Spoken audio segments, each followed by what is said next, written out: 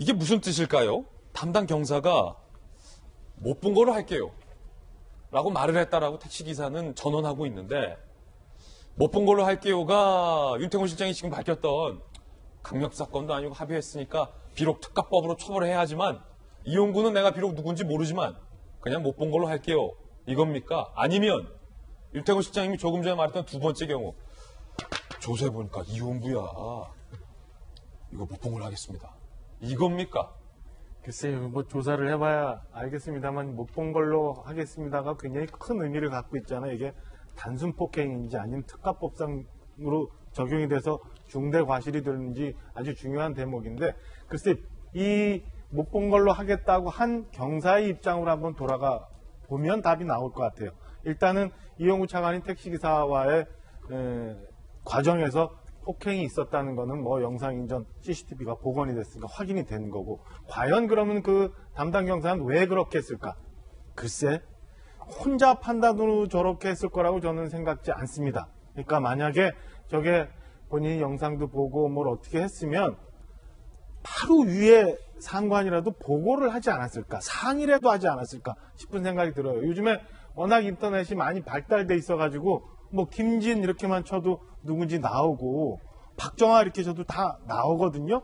과연 담당 경사가 무슨 정보라인을 통해서 조사를 하지 않더라도 이용구 변호사 이렇게 치면 뭐가 안 나왔을까요? 저는 이런저런 상황을 보면서 이제는 영상에 대한 것은 모두 확인이 됐고, 그날 경찰이 이용구 차관을 봐주기로 한 정황이 분명하다라는 건 전 정리가 됐고요. 그럼 과연 좀 전에 두 분 말씀하신 것처럼 첫째 하나는 이 사건이 그럼 어디까지 보고가 돼서 11월 당시에 내사가 종결이 됐는지 그 건에 대한 진상이 좀 나와야 될 거고, 12월 당시 경찰청 최고위 고위 관계자가 직접 브리핑을 하면서 영상도 없고 뭐도 없고 이거는 더 확인할 게 없다라고 했던 게 과연 누구의 판단, 최종적으로 어느 선에서 판단이 되는 건지 이게 저는 나와야 된다고 봅니다. 그래야 국민들이 지금 뭐 진행되고 있는 이 검찰과 경찰의 재수사에 대해서 신뢰를 보낼 수 있다고 보고요.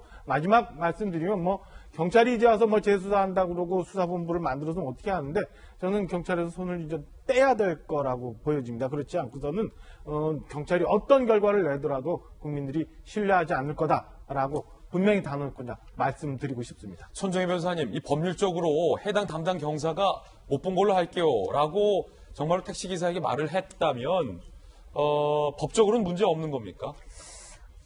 이게 뭐 위법하냐의 문제는 있을 수 있지만 업무 부실의 문제는 있을 수 있는 거죠. 다만 이게 봐주기 의도를 가지고 이렇게 못 본 걸로 하겠느냐는 조금 의문점이 남는 것이, 새롭게 이제 그 보도된 사실관계를 파악을 하면 일단 담당 수사관은 블랙박스 업체에 영상을 확보하기 위한 노력은 했다라는 거예요. 그런데 0기가바이트 저장되어 있지 않다라는 걸 알고 다음 날에 이제 운전기사를 불러서 이 영상을 확인했다라는 건데, 정확한 멘트는 이 택시기사의 주장이긴 하지만 차가 멈춰 있네요. 그냥 못 본 걸로 할게요. 그러니까 뭐 그냥 못 본 걸로 할게요만 본다고 한다면 뭔가 은폐하거나 부실하게 봐주는 뉘앙스가 크게 전달하지만 차가 멈춰 있네요에 방점을 둔다고 한다면, 서초경찰서에서 어떤 대답을 했었냐면 이게 운행 중인 차냐 아니냐에 대해서는 굉장히 다양한 요소를 고려해야 되는데, 일단 수사관이 그 영상을 봤을 때 직관적으로는 멈춰 있다, 운행 중이 아니기 때문에 운행 중에 어떤 특가법을 적용할 만한 위험성이나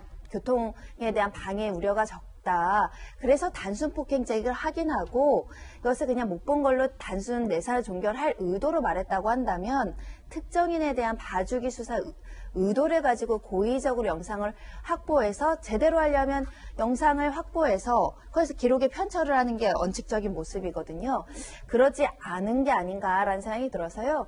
이게 잘된 업무 처리라고 말씀드리긴 어렵지만 위법하게 수사를 했다거나 또는 무조건 봐주기 수사의 어떤 근거로 활용할 수 있는지는 조금 더 지켜봐야 되는 부분이 있지 않을까 생각이 드는데, 변호사로서 현장에서 이제 발생하는 사건들 보면서 경찰들의 업무 처리와 관련해서 좀 아쉬운 부분들을 늘 상존해요. 왜냐하면 예를 들면 단순 폭행 사건이 굉장히 많이 일어나거든요.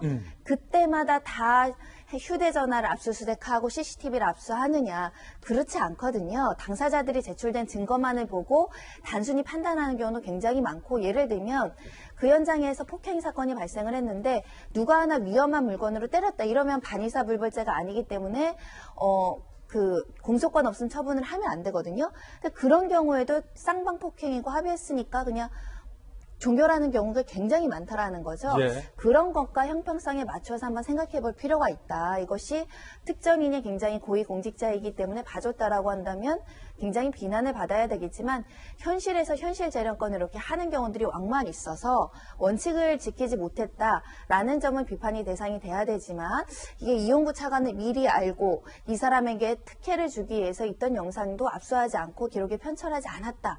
이건 또 과잉 해석일 수도 있습니다. 예. 그러니까 그걸 이제 뭐 조사하는 거겠죠. 그러니까 우리가 아무도 현장에 없었잖아요. 잘 모르겠는데 이런 건 있어요. 저는 계속 의구심이, 그러니까 누구한테 유리하게 볼 것이냐, 뭐 가해자한테 유리하게 볼 것이냐, 피해자한테 유리하게 볼 것이냐, 이런 것 때문에 분쟁이 있는데, 손정희 변호사님 말씀대로 차가 멈춰 있네요 라고 하면 멈춰 있는 걸 봐야 돼요. 예. 멈춰 있네요, 제가 봤습니다 하니까 특가법이 아니고 단순 폭행인데 두 분이 합의 보셨네요, 끝입니다 인 거거든요. 예. 차가 움직이네요면 못 본 거로 할게요가 말이 돼요. 근데 차가 멈춰 있네요면은 제가 봤으니까 이거는 이제 뭐 내사종결입니다 이렇게 되는데, 지금 경찰이 이 건뿐만 아니라 최근에 이제 뭐 정인이 건도 있고 그다음 남인준 의원 건에 대해 가지고도 그랬지 않습니까?